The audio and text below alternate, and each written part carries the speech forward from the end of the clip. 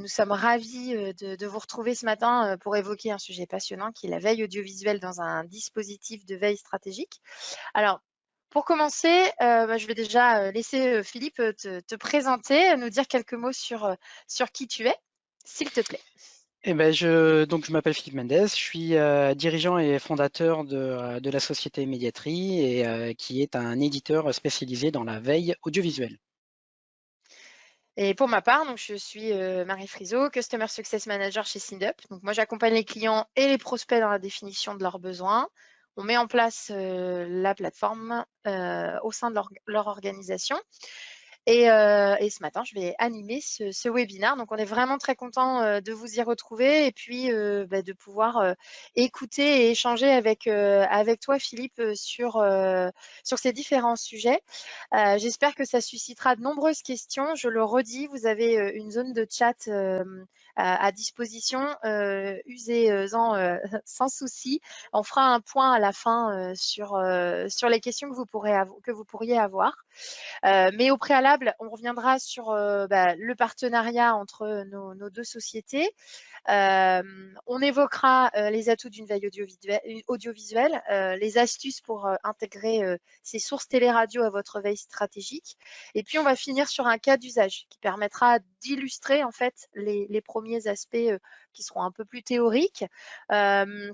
On a prévu en termes de timing 20-30 minutes, un webinaire qui va vous permettre d'apprendre plein de choses en très peu de temps. Et encore une fois, vraiment, n'hésitez pas à nous poser toutes les questions que vous pourriez avoir.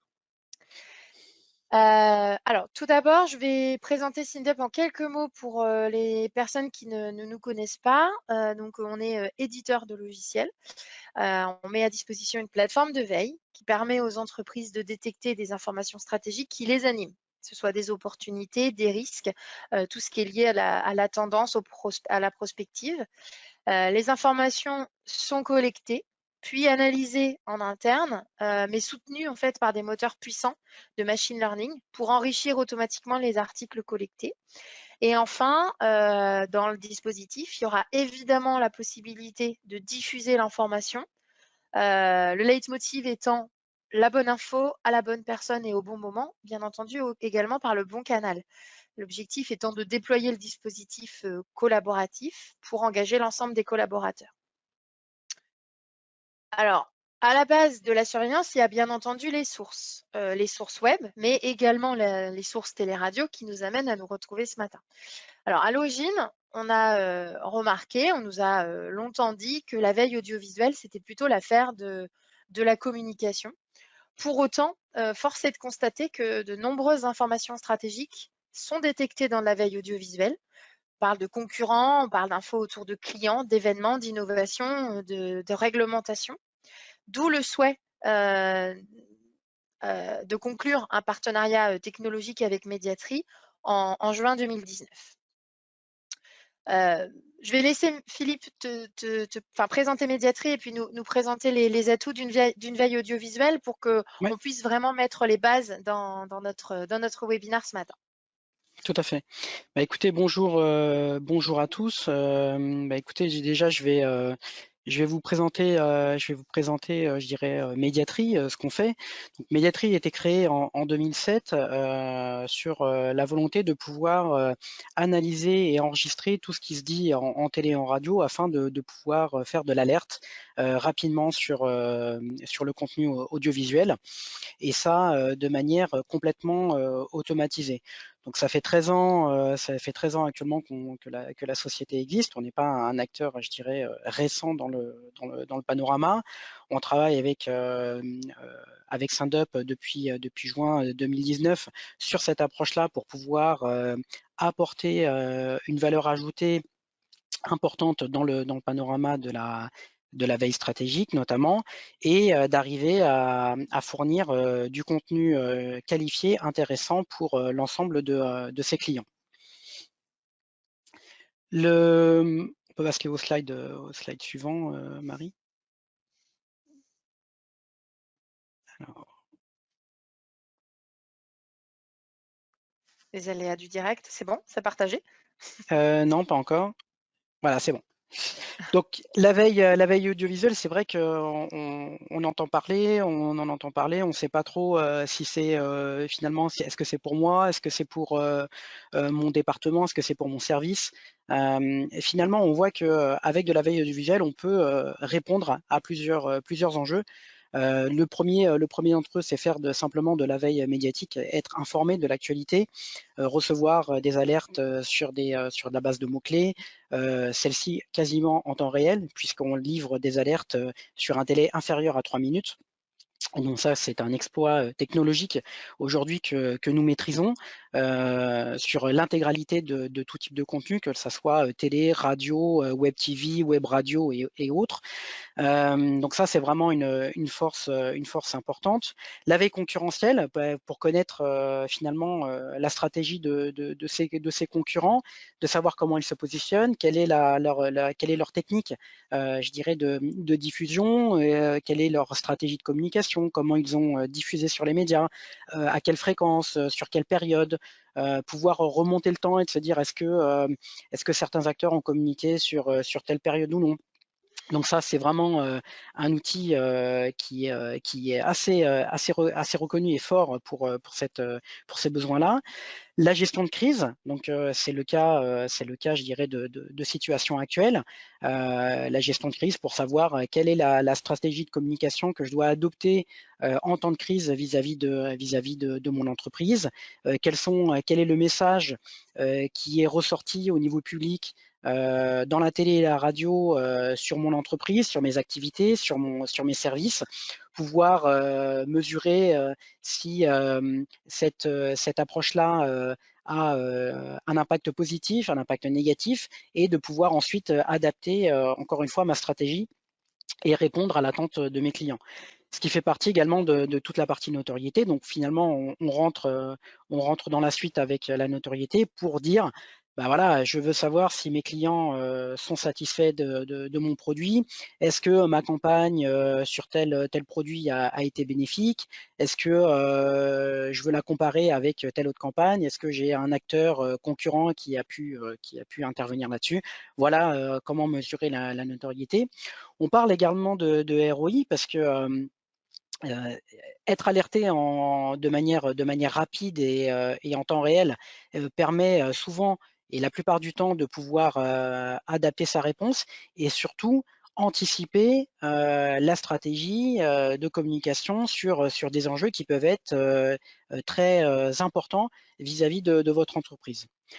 Et au-delà de ça, c'est vrai qu'avec la veille audiovisuelle, ça vous permet de faire également de la veille publicitaire, de la veille pour les ayants droit, de l'activation pour le Drive to Web et tout un tas d'autres services comme également la détection de sponsoring, la surveillance de campagnes publicitaires et bien d'autres. Prochain slide.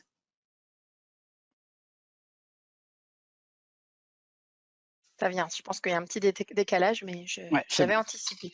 Donc c'est pour ça qu'on a, on est considéré aujourd'hui, et c'est pas nous qui le disons, mais c'est plutôt nos clients comme la première plateforme de recherche de contenu TV et radio en termes d'usage, en termes de contenu, parce que on a une quantité importante de chaînes qui sont sur le panel français. Je pense qu'on a les informations sur le slide suivant, Marie.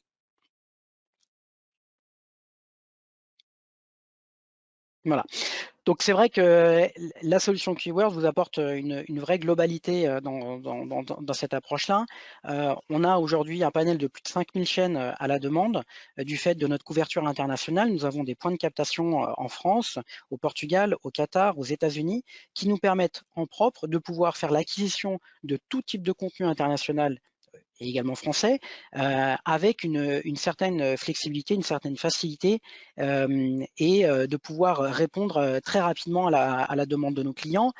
On a également toute la recherche par mots-clés. On fait toute la transcription voix vers texte H24 et non sélectionné. Donc, on est bien sur du H24 de l'intégralité du contenu sur lequel on fait la captation. On fait les notifications en temps réel, on a la possibilité de télécharger du contenu, d'avoir, je dirais, une consultation depuis n'importe quel device, d'avoir une archive audiovisuelle jusqu'à 1 an. Donc on a sur les chaînes que nos clients nous demandent, on a une possibilité de pouvoir remonter jusqu'à 1 an dans l'intégralité du contenu, et ce qui représente aujourd'hui à peu près 540 chaînes sur le panel français. En télé et en radio, sur un découpage d'à peu près 300 radios et 200, un peu plus de 300 radios et 200 TV sur le panorama français. On peut passer au suivant. Donc là, on a, je pense, je vais relaisser la parole, je pense, à Marie C'est ça. pour vous expliquer un petit peu les astuces de comment intégrer la veille dans les outils SynUp. Tout à fait. Effectivement, je le disais précédemment, en fait, les sources, du coup, sont aujourd'hui nécessaires, puisque aujourd'hui pertinentes pour la mise en place de la veille télé-radio dans la mise en place de la veille stratégique. Et donc, du coup, l'intérêt que nous avons pu voir, en fait, quand on a mis en place ce partenariat technologique avec Mediatri, c'est que vous allez pouvoir analyser et enrichir l'information, peu importe d'où elle arrive. Finalement, que ce soit un article en ligne ou que ce soit le speech to text qui est apporté par Mediatri, l'utilisateur pourra l'enrichir. Un commentaire, éditer l'information, poser des tags, etc. C'est déjà en fait une première astuce, en tout cas un premier élément important dans la mise en œuvre de ce partenariat technologique. Ensuite, notre idée, ça a été aussi de se dire qu'on allait pouvoir intégrer la veille audiovisuelle à la démarche collaborative initiée. Les supports, les vidéos, les podcasts, ça se prête idéalement à une consultation par la communauté, par leur format attractif et puis par le fait que généralement c'est un format qu'on a plaisir et qu'on aime à lire, et donc du coup on se dit que c'est important pour les collaborateurs dans un dispositif collaboratif de pouvoir être amenés à les consulter. Et puis, ça va permettre à votre organisation d'avoir une vision 360 de l'information stratégique. Donc, vraiment, ces 3 grands aspects que je vous ai évoqués font finalement que aujourd'hui, on a la possibilité au quotidien d'analyser en fait le speech to text, les sous-titres disponibles, les informations des guides de programme, et tout ça intégré dans la plateforme. Ça, c'est pour ceux qui connaissent la solution, c'est de cette manière-là que peut se représenter finalement l'intégration de ces sources téléradio dans la solution. Donc vraiment, je le redis, hein, en fait, ce partage, ce partenariat technologique que nous avons mis en œuvre permet à l'organisation utilisatrice de SynUp de venir rajouter une source complémentaire non négligeable à travers sa veille stratégique pour pouvoir vraiment amener une dimension 360, une intégration et une analyse de qualité sur les données remontées, et de pouvoir, bien entendu, être amené à diffuser ces informations dans un espace collaboratif. Je vous propose maintenant qu'on parte sur le cas d'étude pour que vous puissiez avoir un petit peu plus de concret encore par rapport à ce que l'on voulait vous présenter ce matin. Alors, le cas d'étude, il se passe en fait, on l'a imaginé, c'est un cas fictif d'un cabinet en conseil qui serait interrogé par une collectivité autour des innovations de la Smart City et les communes qui sont pionnières sur le sujet. Alors, pour pouvoir mettre en place ça, on a imaginé que le cabinet de conseil était évidemment équipé de SynUp et qu'il avait activé l'option d'accès à la donnée Mediatri. On a donc paramétré la plateforme sur le sujet qui va nous permettre de remonter du contenu. Une fois analysé, on a matérialisé ces informations dans un tableau de bord qui sera mis à disposition du commanditaire pour suivre les grandes tendances et les prises de parole. Les indicateurs graphiques statistiques permettent de prendre connaissance en synthèse des informations clés et pertinentes sur le sujet de la Smart City. Et évidemment, les sources étant intégrées, on retrouve la partie extrait vidéo, la transcription automatique qui amène Médiatri. On a différents écrans. Philippe, n'hésite pas à les commenter et à les détailler si tu Ouais, je souhaites peux les, sur je cet peux les, aspect-là également. je peux décrire un petit peu qu'est-ce qu'on retrouve. Donc, typiquement sur ce cas d'usage-là, donc ce qui a été recherché, c'est le terme Smart City. Et on voit que ce terme Smart City a été détecté notamment sur des radios ou sur des vidéos, avec à l'intérieur la possibilité, comme vous le voyez, à côté du logo, vous avez un petit terme qui s'appelle S2T. Donc ça, c'est une information qui vous permet de savoir si la transcription a été faite à partir du speech to text, donc d'un système d'automation, ou en l'occurrence, si c'est avec une information DVB, vous avez l'information qui provient des sous-titres qui ont été transmis par la chaîne.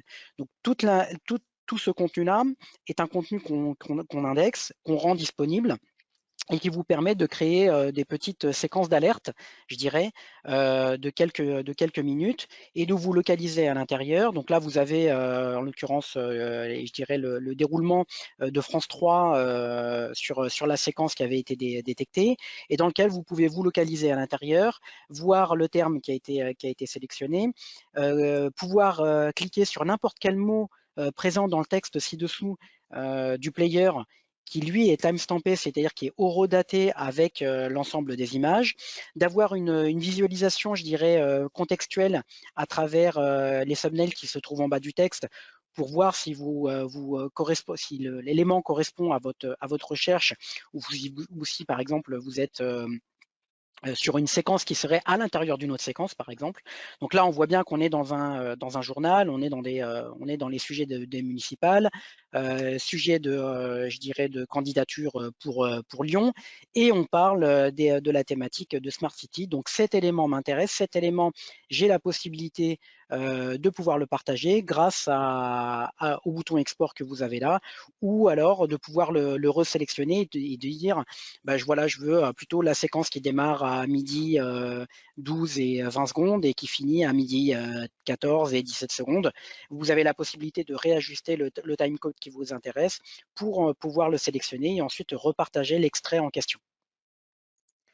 Il y a également des graphiques, hein, c'est ça, qui peuvent être fournis. Tout à Et fait. je passerai sur le rapport hein, Mm. juste après, mais peut-être veux-tu nous donner quelques infos, quelques précisions là, ou tu souhaites que je t'affiche directement le Non, non, rapport que vous aviez fourni? ouais, je peux expliquer concrètement à quoi ça correspond. C'est que comme on a l'historique en fait de nos données, on a de l'historique jusqu'à 1 an de l'intégralité de nos contenus audiovisuels. Cela nous permet de pouvoir retracer des graphiques et d'avoir cette interprétation des données et de pouvoir aussi la schématiser à travers des rapports de données. Donc ces rapports de données-là, dans lequel je vais vous montrer un exemple actuellement, qui est un exemple de rapport de données que nous produisons sur des périodes demandées par nos clients très spécifiques, sur lesquelles voilà, on va réintégrer les retombées audiovisuelles je dirais, identifiées. Donc là, on a un petit texte d'introduction de notre solution. On fait la schématisation des retombées audiovisuelles avec la reprise des graphiques, le nombre de mentions, une courbe pour voir un peu l'évolution et la tendance de cette retombée ou en tout cas de ce sujet-là. Et ensuite, sur les pages suivantes, on a une représentation voilà, améliorée avec des pourcentages, des je dirais des tendances sur les villes qui en ont le plus cité ou pas. Et encore une fois, avec le top 3, où on peut faire le top 3, le top 5, le top 10, peu importe, des médias qui en ont le plus discuté sur la période donnée, avec ensuite les extraits correspondants et le texte correspondant avec la séquence, la date, l'heure, la chaîne et le texte associé. Donc voilà un peu comment on retrouve comment dire les rapports de données, voilà, excusez-moi, j'en avais perdu le mot, les rapports de données sur notre activité qui peuvent être en complément de cette recherche sur mots-clés ou en tout cas de ces abonnements sur mots-clés sur notre contenu. Ok, merci beaucoup. Du coup, le cas d'étude se termine sur effectivement ce rapport qu'évoquait Philippe.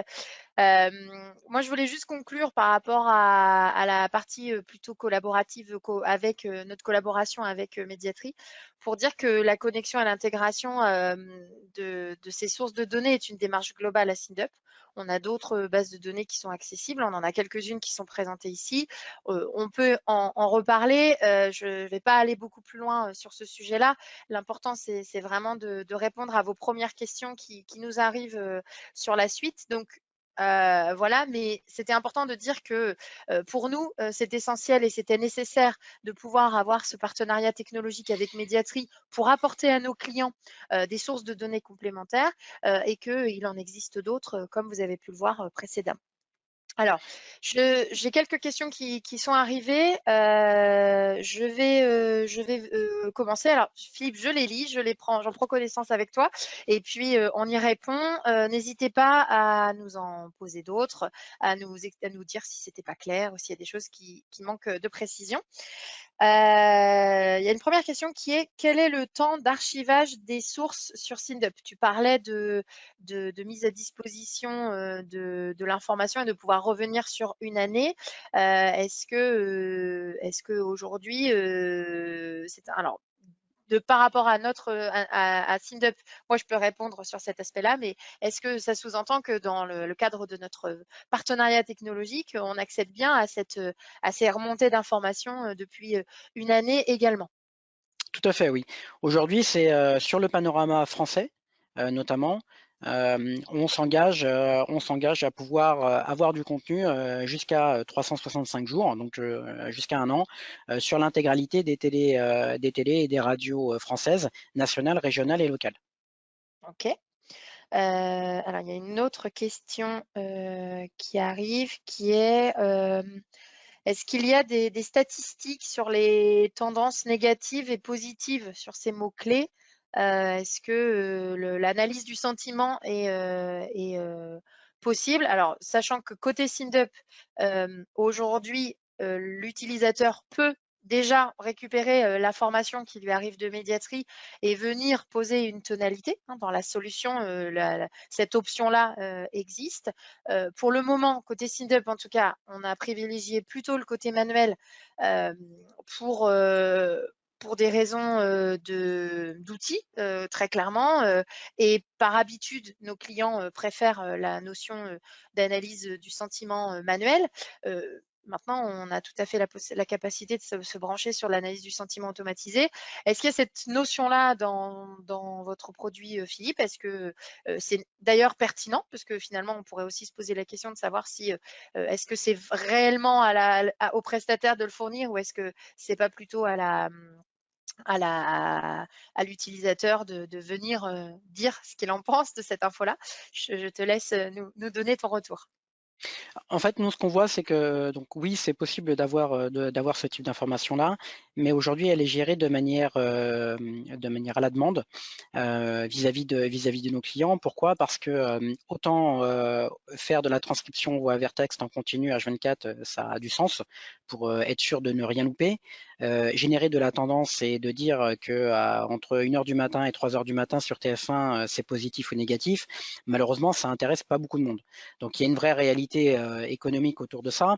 Et donc, la réponse, c'est oui, on peut le faire. À la demande, on est capable de générer du contenu, on est capable de dire, bah voilà, si notre client, ou même a posteriori, c'est-à-dire qu'on peut aller simplement dire, bah voilà, moi ce qui m'intéresse, c'est tous les JT ou toutes les émissions de tel contenu qui ont parlé de tel secteur d'activité sur les 6 derniers mois, on est capable de revenir sur ces contenus-là audiovisuels Mmh. et de repasser en notre outil d'intelligence artificielle qui va nous permettre de ressortir des tendances sur n'importe quelle période qui a été enregistrée.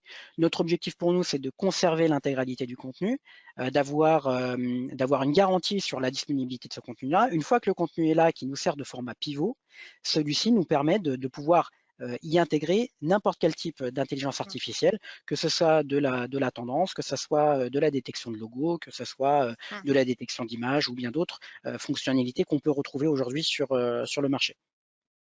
OK, merci beaucoup.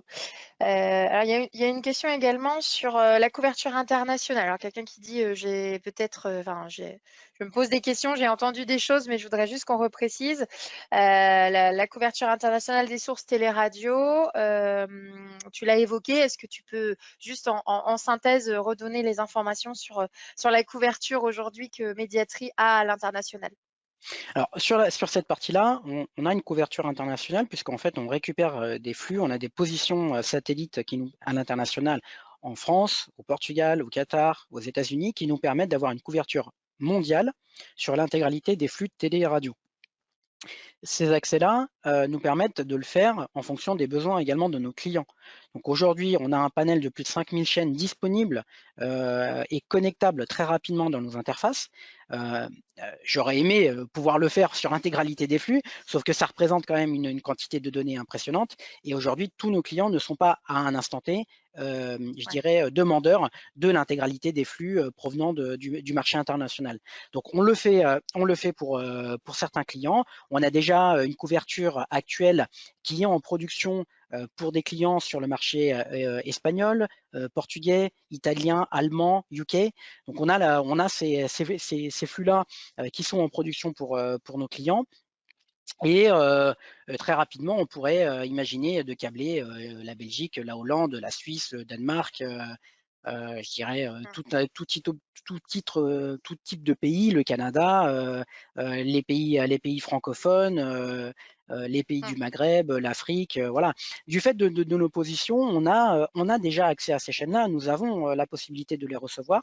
La question, c'est de savoir, est-ce que derrière, on a particulièrement un client qui peut être intéressé par l'intégralité, je sais pas, des chaînes de Côte d'Ivoire ou du Sénégal Mmh. qui pourraient donner sens. Et du coup, dans cette même veine-là, il y a une question sur la couverture plus locale, parce que du coup, effectivement, on se dit c'est intéressant de pouvoir être sur l'international, mais on voyait tout à l'heure un extrait de France 3 Régions Mmh. en termes de couverture plus locale, à hauteur d'un département, d'une région. On le sait tous, sur notre territoire, il y a des télévisions un peu plus locales. Est-ce que de la même manière, on peut à la fois avoir TF1, mais également la TV, la télé locale d'un département Alors lambda? aujourd'hui en France, c'est le cas, hein. Aujourd'hui en France, on fait vraiment la couverture nationale, régionale, locale. Que ce D'accord. soit des web TV, que ce soit des chaînes locales, on fait, ou des radios locales, on fait cette couverture-là, puisqu'aujourd'hui, on a la chance de pouvoir avoir accès à ces chaînes-là, notamment à travers des outils je dirais, web, et ou de pouvoir les récupérer à partir des centres centres d'interconnexion. Donc, on a cette facilité-là.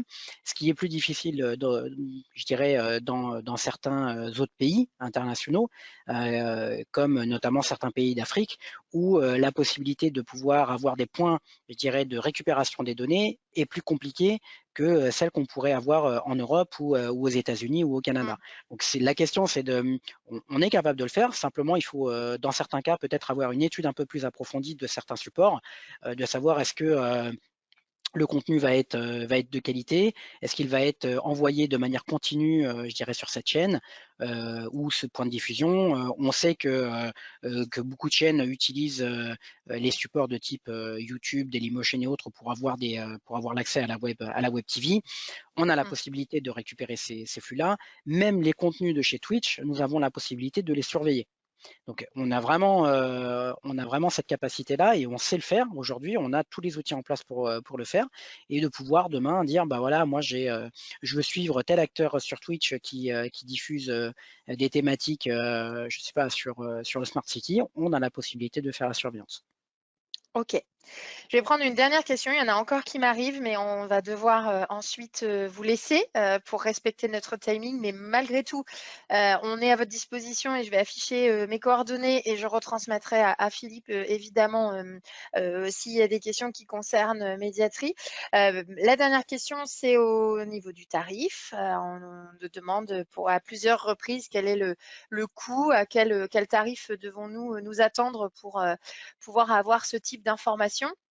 Donc, on va y répondre directement. Alors, je vais juste démarrer pour dire que SINDUP, les tarifs sont affichés sur le site internet et qu'on démarre à partir de 1 940 € d'abonnement à l'année. Donc ça, c'est déjà pour que vous ayez une première idée de prix minimal, je dirais. Et puis évidemment, comme toute proposition commerciale qui se respecte, eh bien, il est nécessaire de pouvoir échanger un petit peu avec vous sur les besoins, les attentes, et puis de pouvoir, en fonction de votre organisation et de votre dispositif, vous proposer un ajustement sur mesure. Et côté médiatrie? Alors côté médiatrice, c'est vrai qu'on a également un abonnement et celui-ci, il faut, je dirais, le premier ticket d'entrée sur la partie audiovisuelle, il faut compter au minimum 5 000 € à l'année sur cette approche-là pour avoir, je dirais, un premier jet de retombées d'alerte pour, je dirais, pour une thématique ou un ensemble de mots, quel qu'il soit. Mmh.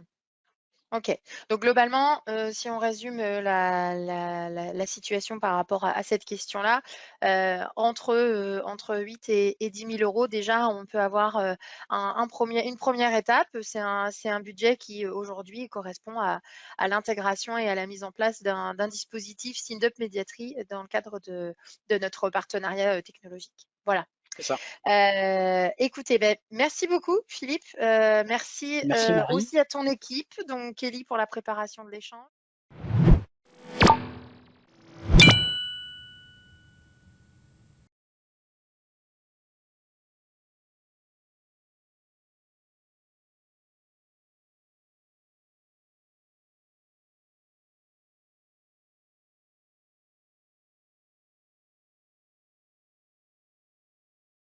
Côté SINDUP, merci à Judith pour la logistique et les questions. Ça fait un peu festival de Cannes, mes remerciements, mais c'est important de remercier aussi les gens qui nous accompagnent.